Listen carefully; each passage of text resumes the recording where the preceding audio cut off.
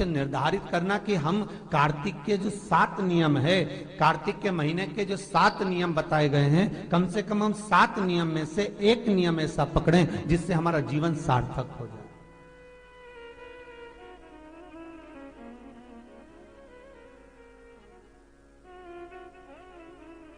आप भले 7 नियम नहीं कर रहे कार्तिक के, भले एक नियम करो, पर वो नियम हमारा पूर्ण चलना चाहिए, उसकी नियम की पूर्णता पूर्ण होना चाहिए।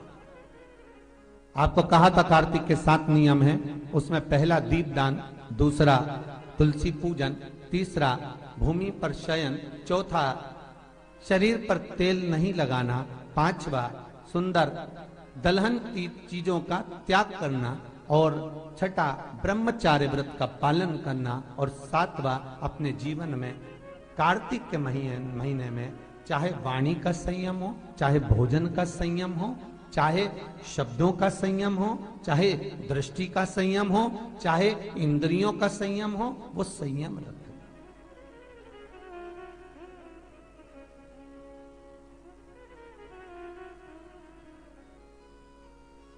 वो संयम धारण करना। अब हमें ये ज्ञात करना है कि 7 नियम जो कार्तिक के महीने के होते हैं, कार्तिक माहात्म्य में जो 7 नियम बताए गए होते हैं, इन 7 नियम में से कोई एक नियम हम हमारी जिंदगी में उतार लें, कोई एक नियम हम हमारे जीवन में उतार लें, जिस नियम के बल पर हमें परमात्मा का साक्षीकरण हो जाए।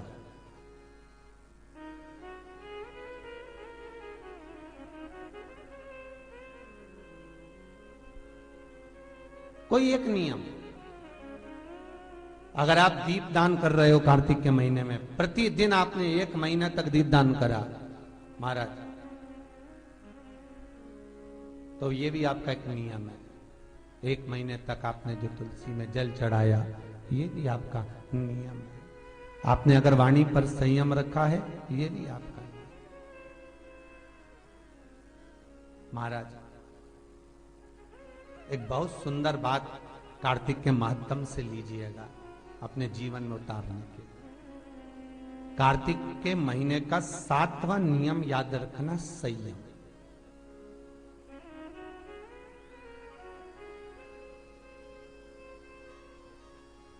किस समय पर किस चीज का संयम होना चाहिए, ये हमारे कार्तिक के महीने में जो दीपदान होता है, माताएं सवेरे घाट पर स्नान करने जाती हैं तो वहां दिया लगाती हैं। शाम को तुलसी का क्यारा, दरवाजा सब दूर दीपदान होता है। केवल कार्तिक के महीने में पूरे महीने जो दीपदान होता है वो शाम के समय पर, सुबह के समय पर, आप जब सुंदर कार्तिक स्नान कर रही हो तब, या शाम के समय पर दीपदान करती हो। पर पूरे कार्तिक के महीने में केवल एक दिन ऐसा होता है जिस समय शाम को दीपदान नहीं होता, बल्कि मध्य रात्रि में दीप का दान होता है। कौन सा दिन है वो? पूरे कार्तिक के महीने में केवल एक दिन ऐसा होता है जिस दिन मध्य रात्रि में दीपदान होता है, ना सुबह ना शाम। हाँ, सुबह शाम आप तुलसी जी को लगा रहे हो अपनी जगह पर, तुम अगर कार्तिक के महात्म्य का स्मरण कर रहे हो, कार्तिक का स्नान कर रही हो, कार्तिक नहा रहे हो, या कार्तिक का व्रत कर रहे हो, या पचवीगन का व्रत कर रहे हो, या भीष्म पंचक का व्रत कर रहे हो,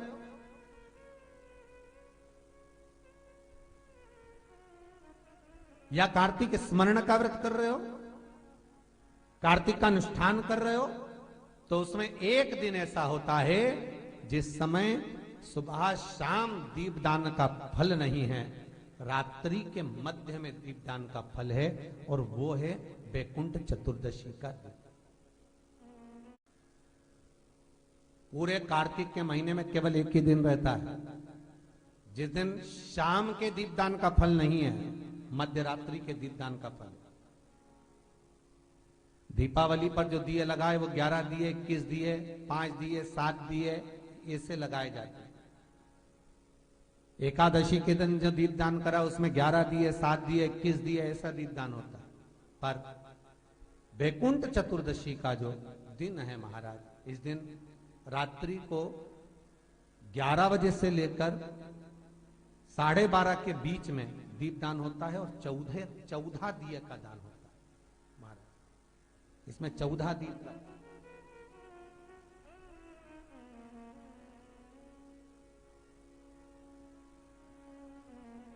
चौदह दीपों का दान है।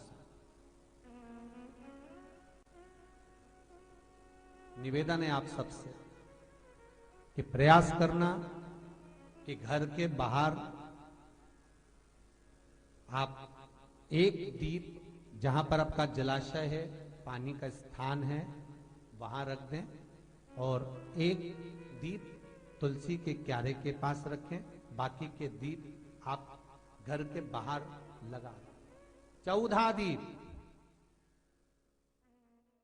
ना सुंदर लिखा है, कार्तिक के महीने में 10वीं तिथि को जो तुलसी की डंडी को घी में भिगोकर अपनी कामना कर भगवान के सामने दिए में रखकर जला देता है, दिए की तरह उससे आरती उतार देता है, कहते हैं उसका जन्म दूसरी बार पृथ्वी पर नहीं होता, वो भगवान के गोलोक धाम में जिंदगी भर के लिए विराजमान हो जाता है। जिंदगी भर। विष्णु पुराण का 5वां अंश कार्तिक खंड वर्णन करता है, या स्कंद पुराण का कार्तिक खंड को उठा लीजिए, वो वर्णन करता है 24 तरह के दिए होते हैं। कितने तरह के? 24 तरह के दीप होते हैं। उस दीप में सर्वाधिक श्रेष्ठ दीप होता है तुलसी दल।